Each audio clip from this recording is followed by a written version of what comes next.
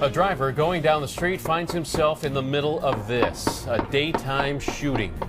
Good evening, I'm Alan Martin, in for Ken Bastida. And I'm Elizabeth Cook. Tonight, in a KPIX5 exclusive, Kristen Ayers shows us the real story in that video, maybe the reaction of a kid walking just feet away. 15 shots fired in rapid succession on a street corner in East Oakland 2 days ago. The gunmen, these two, captured on a car's dash camera, firing indiscriminately at the red car you see passing by.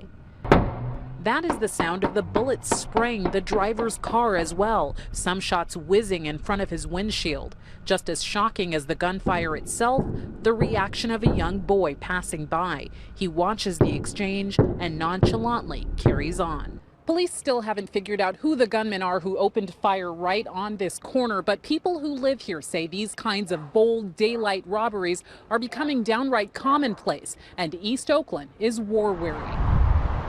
James Copes has lived in Oakland since 1962. His trade, selling T-shirts promoting Oakland pride. He says he sees little boys like this one, jaded by gun violence, all over Oakland every day. It's so sad that a kid has to grow up in a space where there's so much violence. And it's just not enough community to come together, not enough people speaking up. What disturbs Copes most, a sense that few people in and around East Oakland truly seem to care. Our neighbors live in the hills. My neighbors live in the flatlands. We're connected. We're all part of this great city.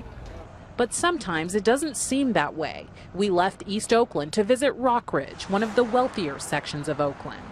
Different parts of Oakland, you know, they're kind of very sectioned off.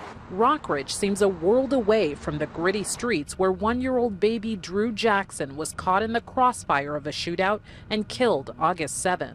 East Oakland, I've never even been there. It's not that people here don't want to change the problems in East Oakland. Many told me they don't know how, though they feel there is change brewing in the city.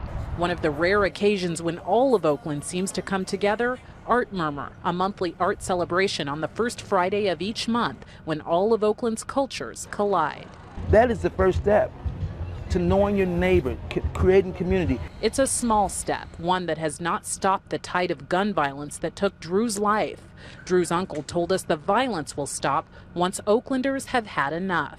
Our fellow brothers and sisters, you know, we need to come together. But that day has not come yet. In Oakland, Kristen Ayers, KPIX5.